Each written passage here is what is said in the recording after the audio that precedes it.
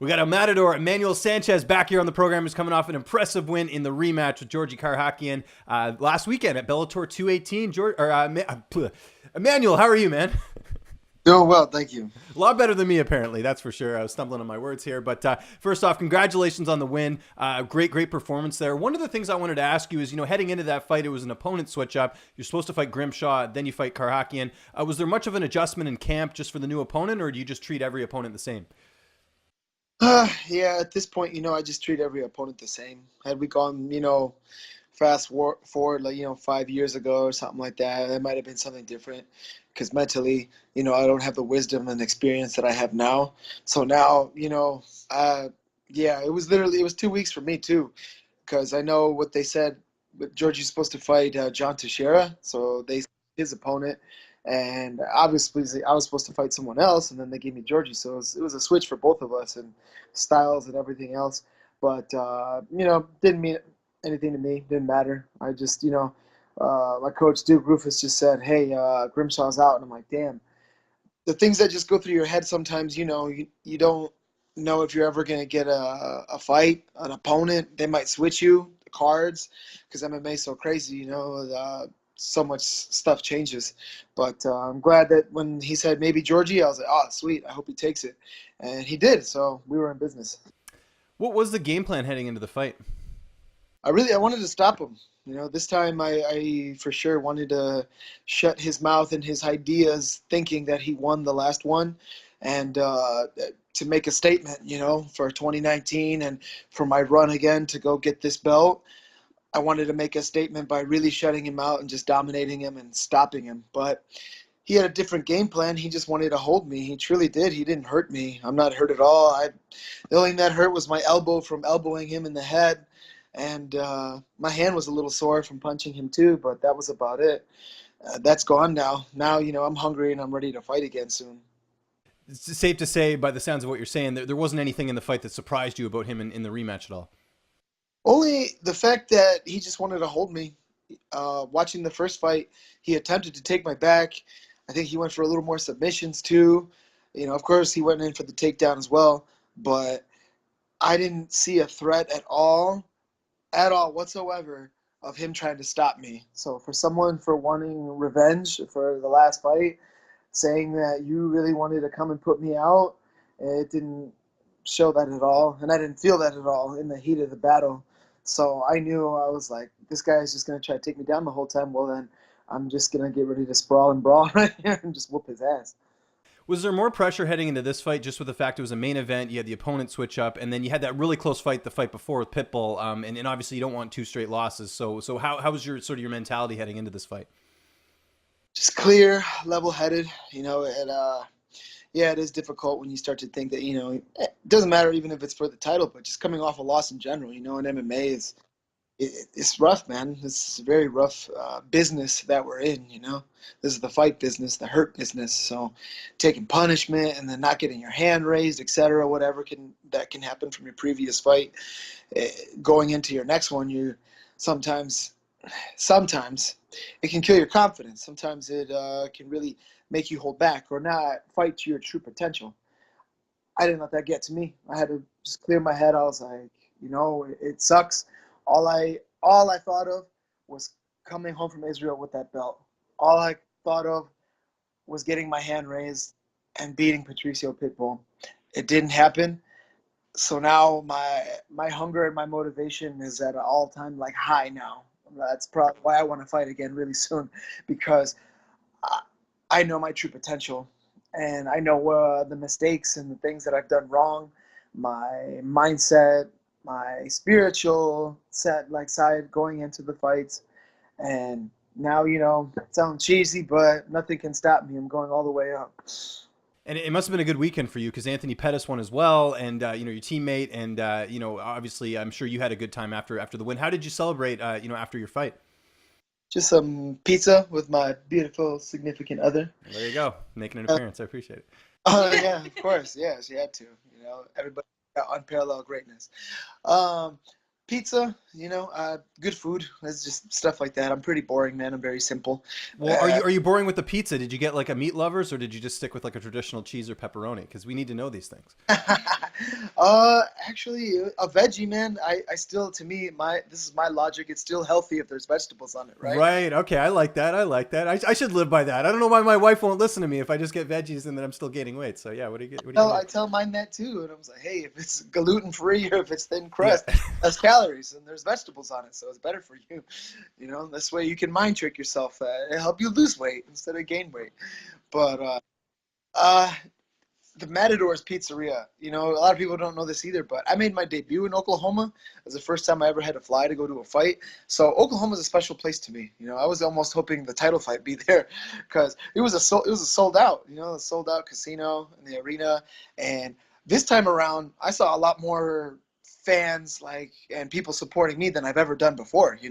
'Cause I started in the preliminaries there. 2 fights in the undercard, and then the last two, was a co-main event and now a main event. So that's a special place to me. And inside the casino, there's a place called Matador's Pizzeria. So I go there after every fight. And we're now 4-0 there. So if we continue to go there, they continue to send me there. I don't have a problem. I know what I need to do to make weight, to train, the food I need to get, and then everything, the rodeo of going in and fighting. I know it all too well. So it's like another home. I was gonna say, did they give you a discount at all because you're kind of giving them free advertising with your nickname? Right? You'd think I would, and I've told them that anytime Cook is there or anything, but they're just all like, "Oh, did you fight tonight?" And I'm like, "Oh, yeah." And then I have to explain, and then nothing. So then I'm just like, "Oh, okay, well, thank you, anyways." You talked about the Pitbull fight. He's going to be fighting Michael Chandler now. What do you think of him moving up, and who do you think wins that fight? Just as someone who fought Pitbull. As a fan, I'm gonna watch and enjoy that one. As a fan too, people sometimes as fighters we forget too is you're a fan too. I'm not gonna say a fanboy, but I do enjoy watching MMA, obviously. And since I fought one of these guys, and you never know whatever happens in the future. Fighting other guys, other weights, etc. So I always keep my eyes closely on all the fighters and all the fights. Always learning, growing, evolving, see what other teams and coaches are doing. Uh, I don't know. I don't know. Michael Chandler just had a great fight too with Brent Primus.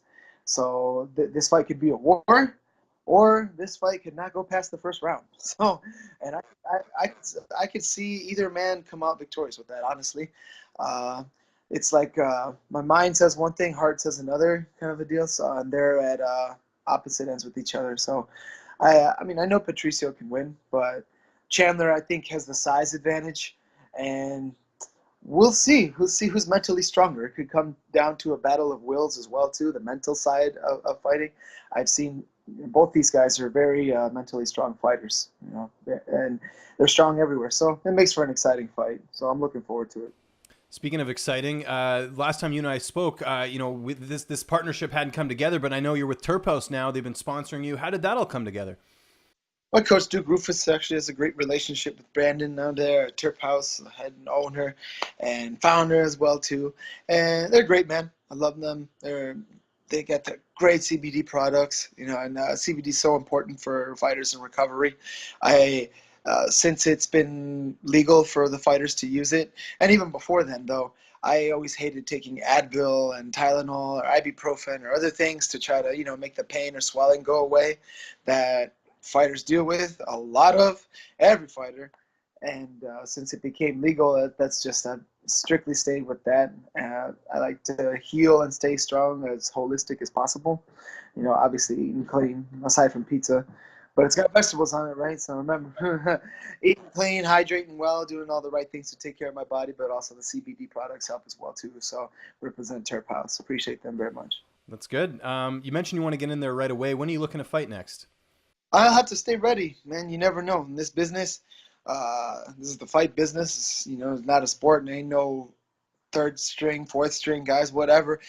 You'll never know when you're going to get that phone call, and they say they need somebody, So So you're just on standby at this point. Yeah, I mean, they call you, you're ready to go. That's and I noticed Bellator does that a lot. I mean, not necessarily it's a bad thing, but I noticed they'll announce like 5 fights at once, and the card's like 2 weeks away. Sometimes I guess it's just the way they schedule their cards. Yeah. it's happened to me before, too, though. When my fight with Daniel Baicho wasn't announced till like the week before the fight. So I couldn't say anything. So many people were asking me, when's your fight? Well, are you fighting soon? Are you fighting soon? And I'm like, well, I'm waiting for them to announce it. But Yeah, out with that one. But McKee and Curran are on that card, so you never know what could happen to either one of those guys. I'll stay ready. If not, and it's in Chicago, so that's right down the street from me. An hour down the street, but still, to me, that's down the road. And if not, I'd like the winner. That's what I'd like. I know everything that I got right now on the table for me too is all potential rematches.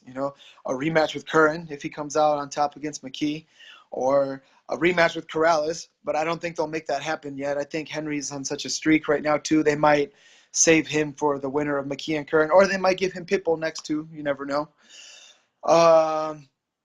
And who else was there? If Strauss comes back down, a rematch with him too. Otherwise, like I said, knocking on the door for a rematch with Patricio. But we'll see what the Bellator staff wants to do. And there's lots of exciting matches to make.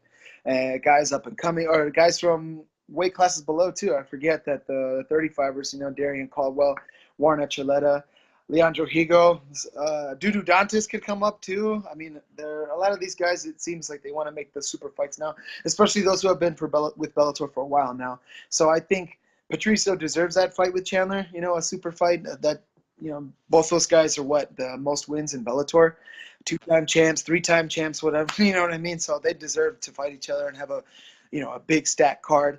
Dudu deserves that as well too. So all these other guys like myself, still got quite a few fights in Bellator, but I'm still working my way up to get to that bar, I guess, to where those guys are at.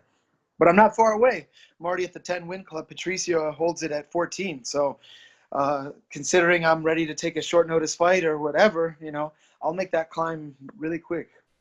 And we're looking forward to it, man. Again, congratulations on the win. We're looking forward to what's next. Just remind people where they can find you on social media, and if you have any sponsors or shout-outs, the floor is yours.